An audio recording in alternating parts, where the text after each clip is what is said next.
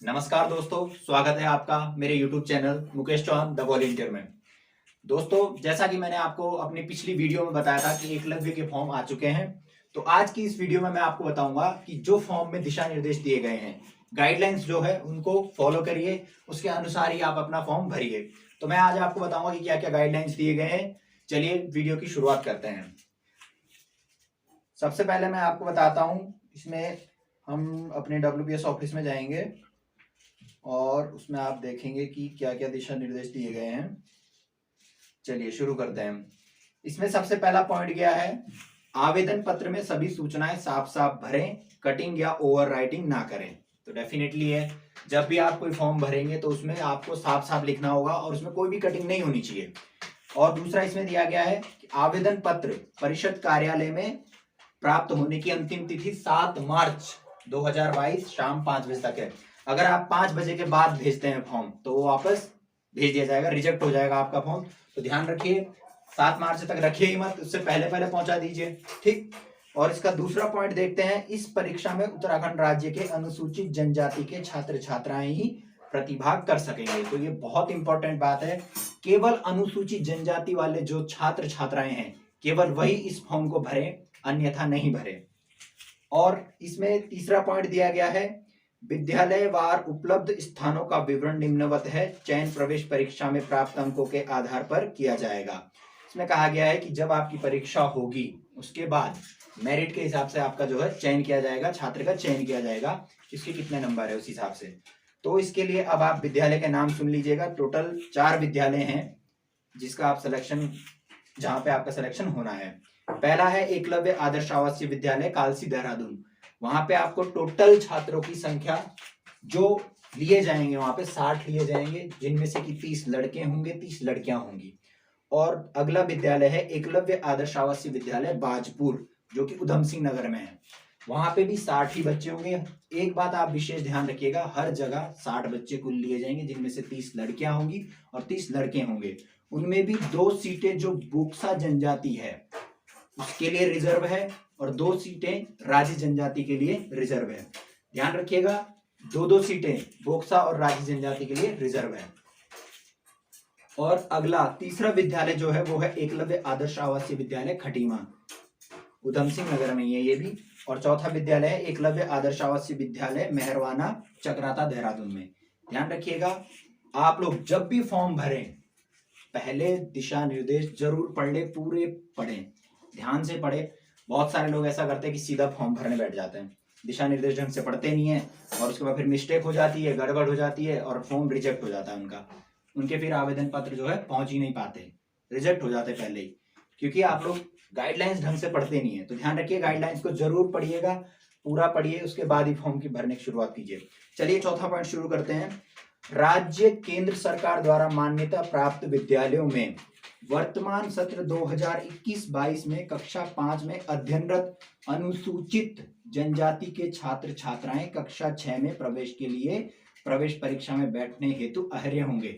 यानी कि ये कह रहे हैं कि जो अभी कक्षा 5 में पढ़ रहे हैं, 2021-22 जो सत्र था, इसमें जो पढ़ रहे हैं कक्षा 5 में, केवल वही बच्चे फॉर्म को भरे जो कक्षा 5 पास कर चुके हैं। ध्यान रखिए, बहुत इंपॉर्टेंट बात है, जो 5th पास कर चुके हैं वो ना भरे इस फॉर्म को, सिर्फ वही भरे जो अभी 5th में पढ़ रहा है।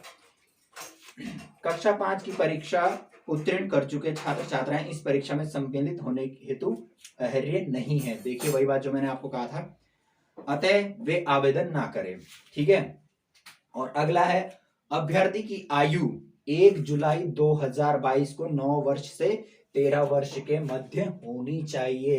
1 जुलाई 2022 तक 9 वर्ष से 13 वर्ष के बीच में होना चाहिए आयु विद्यार्थी की, ध्यान रखिएगा। और इसकी आयु, जिसको किसी को भी आयु निकालनी नहीं आती है वो मेरे YouTube चैनल में देख सकता है। मैं इसकी भी वीडियो बहुत जल्द आपके बीच में लेके आ जाऊंगा, किस प्रकार से आप अपनी डेट ऑफ बर्थ निकाल सकते हैं। और अगला ये कह रहा है कि उसका जन्म 1 जुलाई 2009 से 30 जून 2013 के मध्य हुआ हो। विद्यार्थी का जन्म 1 जुलाई 2009 से 30 जून 2013 के मध्य हुआ, जिसमें कि ये दोनों डेट जो है शामिल की गई है, 1 जुलाई और 30 जून भी शामिल है इसमें, ध्यान रखिएगा। अगला है अभ्यर्थी के अध्ययनरत विद्यालय अभिलेखों में अंकित जन्म तिथि ही मान्य होगी। जिस विद्यालय में अभी बच्चा पढ़ रहा है वहां पे 5th में जो जन्म तिथि लिखी गई है केवल वही मान्य होगी, ध्यान रखिएगा। अगला पॉइंट है आवेदन पत्र के बिंदु 1 विद्यालय का नाम जहां प्रवेश के इच्छुक है, यानी कि जहां पे बच्चा प्रवेश पाना चाहता है वहां पे अभ्यर्थी को एकलव्य आदर्श आवासीय विद्यालय कालसी देहरादून अथवा एकलव्य आदर्श आवासीय विद्यालय बाजपुर अथवा एकलव्य आदर्श आवासीय विद्यालय खटीमा अथवा एकलव्य आदर्श आवासीय विद्यालय मेहरबाना चकराता में से किसी एक का चयन करना है। यानी कि इन 4 विद्यालयों में से किसी एक विद्यालय का आपको चयन करना है और उसके सामने आपको बॉक्स होगा दिया हुआ, उसमें टिक लगाना है। ध्यान रखिए चारों में नहीं लगाना है, किसी एक विद्यालय को चुनना होगा आप लोगों को। ये नहीं होगा कि आप चारों में चुन दे रहे हैं और फिर सोचेंगे कि चलो इधर नहीं तो इधर हो जाएगा। सिर्फ एक ही विद्यालय का चुनाव करना है आप लोगों को, ठीक है। और अब है आगे, जिसका चयन आवेदन पत्र में किया गया होगा विद्यालय का चयन ना करने अथवा एक से अधिक विद्यालयों का चयन करने पर आवेदन पत्र निरस्त कर दिया जाएगा। जैसा मैंने कहा था आपको, अगर आप एक से ज्यादा चुनते हैं तो फॉर्म आपका रिजेक्ट कर दिया जाएगा। अगला पॉइंट है आवेदन पत्र में निर्धारित स्थान पर अभ्यर्थी एवं पिता संरक्षक के हस्ताक्षर होना अनिवार्य है। वर्तमान में जिस विद्यालय में छात्र छात्रा कक्षा 5 में अध्ययनरत है उस विद्यालय के प्रधानाध्यापक से निर्धारित स्थान पर हस्ताक्षर होने बहुत जरूरी है। यानी कि जब भी आप आवेदन पत्र भर रहे हैं जहां पर पेरेंट्स के सिग्नेचर की आवश्यकता है वहां पे उनके सिग्नेचर करवाइएगा, और जहां पर प्रिंसिपल के सिग्नेचर होने हैं, जहां पे अभी कक्षा 5 में बच्चा पढ़ रहा है वहां पे उनके सिग्नेचर करवाइएगा। उसके उपरांत ही आप आवेदन पत्र परिषद कार्यालय को भेज सकते हैं। अगला है प्रधानाध्यापक के हस्ताक्षर ना करने पर भी आपका फॉर्म निरस्त कर दिया जाएगा। अगर आप सिग्नेचर नहीं करवाते उनके तब भी आपका फॉर्म निरस्त कर दिया जाएगा। अगला पॉइंट है चयनित अभ्यर्थी विद्यालय में कक्षा 6 में प्रवेश हेतु तभी पात्र होगा जब वो अपना कक्षा 5, यानी कि अगर बच्चा टेस्ट देता है और वो सेलेक्ट हो जाता है तो उसके बाद बच्चा तभी लिया जाएगा जब आप काउंसलिंग के लिए विद्यालय बुलाया जाएगा आपको, और वहां पे आप काउंसलिंग के लिए जाएंगे। तो कौन कौन सी चीजें आपको लेके जानी है तो ध्यान रखिएगा।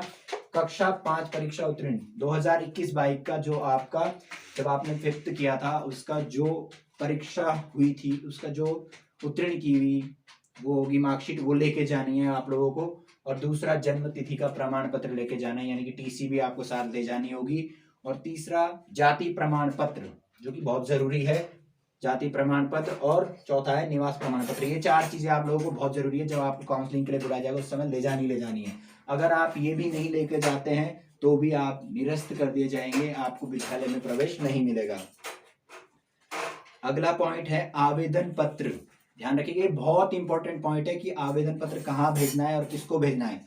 आवेदन पत्र सचिव विभागीय परीक्षा अनुभाग उत्तराखंड विद्यालय शिक्षा परिषद रामनगर नैनीताल पिन कोड 244715 के पते पर प्रेषित किया जाए। सचिव विभागीय परीक्षा अनुभाग उत्तराखंड विद्यालय शिक्षा परिषद रामनगर नैनीताल, केवल आपको यहीं पे ये फॉर्म पहुंचाना है रामनगर में। ध्यान रखिएगा, पिन कोड सब दिया हुआ है आपको। गाइडलाइन बहुत अच्छे से पढ़नी, मैं बार बार कह रहा हूँ, बिना गाइडलाइन को पढ़े फॉर्म भरना शुरू मत कीजिएगा। लिफाफे के बाहर, अब आपने एक अंदर का जो लिफाफा था उसमें आपने ये लिख दिया, और दूसरा जो है जो बाहर का बड़ा मेन लिफाफा होगा उसमें आपको क्या लिखना है, एकलव्य आदर्श आवासीय विद्यालय प्रवेश परीक्षा 2022 हेतु आवेदन पत्र। ध्यान रखिएगा स्कूल का नाम पूरा लिखना है, एकलव्य आदर्श आवासीय विद्यालय, अधूरा मत लिखिएगा। इसके बाद अगली पॉइंट जो दिया गया है वो है प्रवेश परीक्षा में सम्मिलित ना होने हेतु, प्रवेश परीक्षा में सम्मिलित होने हेतु प्रवेश पत्र माह अप्रैल 2022 तक डाक द्वारा अभ्यर्थियों के पत्र व्यवहार के पते पर उपलब्ध कराए जाएंगे। यानी कि जो आप फॉर्म भर के भेजते हैं उसके बाद आप लोगों के पास क्या आता है, प्रवेश पत्र आता है जो आपको ये बताएगा कि हाँ आपकी इस तारीख को एग्जाम होना है और इस स्थान पर एग्जाम होना है। वो आपके पते पर जो आप पता लेंगे, पता लिख के भेजेंगे, वो अप्रैल माह तक आपको पहुंच जाएगा। और उसमें इन्होंने एक नई चीज दी है कि एक और लिफाफा आपको स्वतः बनाना होगा जिसमें आपको अपना पता देना होगा और उसमें पिन कोड वगैरह सब लिखा हुआ होना चाहिए सही प्रकार से, बिल्कुल उसको अंकित किया हुआ होना चाहिए। उसको भी आपको लिफाफे के अंदर भेजना है। यानी कि आपके टोटल 3 लिफाफे बन गए। पहला लिफाफा जिसके अंदर आपने ये फॉर्म डाला, जिसपे आपको ये लिखना है सचिव विभागीय परीक्षा अनुभाग उत्तराखंड विद्यालय शिक्षा परिषद रामनगर नैनीताल। दूसरा आपका हो गया जो मेन है बाहर, एकलव्य आदर्श आवासीय विद्यालय प्रवेश परीक्षा 2022 हेतु आवेदन पत्र। अब इसके अंदर एक तीसरा डालना है, कौन सा, जिसमें आपको अपना पता देना है, पिन कोड देना है, स्वतः आपका बना हुआ होना चाहिए वो, जिसमें आपको अपनी जानकारी देनी है कि मैं कहाँ रह रहा हूँ, क्या है, वो सब आपको भेजना होगा। यानी कि 3 हो गए टोटल। अगला पॉइंट है प्रवेश परीक्षा में प्राप्त अंकों के आधार पर चयन होने के उपरांत अभ्यर्थी को प्रवेश तभी दिया जाएगा जब वह कक्षा 5 उत्तीर्ण सहित अपने समस्त मूल प्रमाण पत्र यथा जाति, निवास, जन्म प्रमाण पत्र काउंसलिंग के समय के संबंधित एकलव्य आदर्श आवासीय विद्यालय के प्रधानाचार्य के समक्ष प्रस्तुत करेगा, अन्यथा प्रवेश निरस्त माना जाएगा। वही जो मैंने कहा था, काउंसलिंग के समय आपको डॉक्यूमेंट्स लेके जाने हैं, अगर आप वो लेके नहीं जाते हैं तो आपका प्रवेश निरस्त किया जाएगा। अगला पॉइंट है परीक्षा में सम्मिलित होने हेतु अभ्यर्थी को निम्नांकित 20 विद्यालयों में से किन्हीं 2 का नाम वरीयता क्रम में अंकित करना होगा। यथासंभव अभ्यर्थी द्वारा चयनित विद्यालयों में से ही अभ्यर्थी को परीक्षा केंद्र आवंटित किया जाएगा। यानी कि ये कह रहा है कि आप लोगों को किसी 2 विद्यालयों का चयन करना है जहां पे आपकी फर्स्ट प्रायोरिटी है कि मैं यहाँ पे इस जगह पे अपना एग्जाम देना चाहता हूँ, ठीक है। उसके बावजूद आपको वो उनमें से किसी एक विद्यालय में दे देंगे कि आप भैया जाइए और इस जगह दे दीजिएगा अपना पेपर। तो टोटल यहाँ पर 20 सेंटर दिए गए हैं, उनके मैं नाम आप लोगों को जल्दी जल्दी गिना देता हूँ। पहला है राजकीय आश्रम पद्धति उच्चतर माध्यमिक विद्यालय हरिपुर कालसी देहरादून। दूसरा है राजकीय इंटर कॉलेज कालसी देहरादून। तीसरा है राजकीय बालिका इंटर कॉलेज हरिपुर कालसी देहरादून। चौथा है कैंट उच्चतर माध्यमिक विद्यालय चक्राता देहरादून। पांचवा है राजकीय इंटर कॉलेज त्यूनी देहरादून। छठा है राजकीय बालिका इंटर कॉलेज उत्तरकाशी। सातवां है राजकीय आश्रम पद्धति उच्चतर माध्यमिक विद्यालय जोशीमठ चमोली। आठवां है राजकीय इंटर कॉलेज घाट चमोली। नौवां है राजकीय आश्रम पद्धति उच्चतर माध्यमिक विद्यालय बुलवाकोट पिथौरागढ़। 10वां है राजकीय आश्रम पद्धति उच्चतर माध्यमिक विद्यालय मुंशारी पिथौरागढ़। 11वां है एसटीएस राजकीय इंटर कॉलेज पिथौरागढ़। 12वां है राजकीय इंटर कॉलेज डिडिहाट पिथौरागढ़। 13वां है राजकीय इंटर कॉलेज लोहाघाट चंपावत। 14वां है राजकीय इंटर कॉलेज दिनेशपुर उधम सिंह नगर। 15 है राजकीय आश्रम पद्धति उच्चतर माध्यमिक विद्यालय खटीमा उधम सिंह नगर। 16वां है राजकीय इंटर कॉलेज सितारगंज उधम सिंह नगर। 17वां है राजकीय इंटर कॉलेज कर्णव घाटी। 18वां है राजकीय इंटर कॉलेज संभावाला। 19वां है राजकीय इंटर कॉलेज बाजपुर उधम सिंह नगर। 20वां है राजकीय इंटर कॉलेज डाकपत्थर विकास नगर देहरादून। ध्यान रखिए इन 20 में से आपको 2 की वरीयता देनी होगी, उनमें से किसी एक जगह पे आपको दिया जाएगा सेंटर। 14वां और अंतिम पॉइंट जो है वो है कोविड-19 महामारी के दृष्टिगत परीक्षा की प्रस्तावित तिथि सहित परीक्षा से संबंधित उक्त अन्य कार्यक्रमों में परिवर्तन किया जा सकता है। यानी कि आपको पता ही है आजकल कोविड महामारी चल रही है, तो आप क्या कीजिएगा, कोविड महामारी के दौरान आप लोगों को ये ध्यान रखना है कि इसमें कभी भी चेंज हो सकता है, परीक्षा आगे पीछे हो सकती है, तो आप लोग ध्यान रखिएगा। अगला पॉइंट है परीक्षा के स्वरूप के संबंध में निर्देश। परीक्षा के दौरान जो भी होंगे वो निर्देश दिए गए हैं। प्रवेश परीक्षा माह मई 2022 प्रथम सप्ताह में संपन्न कराई जानी प्रस्तावित है। अब तक ये माना जा रहा है कि जो आपका एग्जाम होगा वो मई 2022 के प्रथम सप्ताह में करवाया जाएगा। हालांकि कोविड के कारण कुछ नहीं कह सकते हैं, डेट बढ़ भी सकती है, तो ध्यान रखिएगा आप। और अब इसमें सबसे इंपॉर्टेंट चीज है कि कुल इसमें 100 प्रश्न आएंगे, जिसमें से मानसिक योग्यता के 40 प्रश्न होंगे, गणित के 30 प्रश्न होंगे और हिंदी के 30 प्रश्न होंगे। ध्यान रखिएगा 40, 30, 30। अब इसमें मानसिक योग्यता एवं गणित के प्रश्न हिंदी एवं अंग्रेजी दोनों भाषाओं में होंगे और ये दोनों लैंग्वेज में होगा, बायलैंग्वेज होगा पेपर, तो आप लोगों को चिंता करने की कोई जरूरत नहीं है। अगला है प्रश्नों का स्तर प्राथमिक स्तर कक्षा 5 के समान होगा, यानी कि जो आपने 5th तक पढ़ाई करी है उसके हिसाब से पेपर बना हुआ होता है, तो आप लोगों के लिए आसानी है।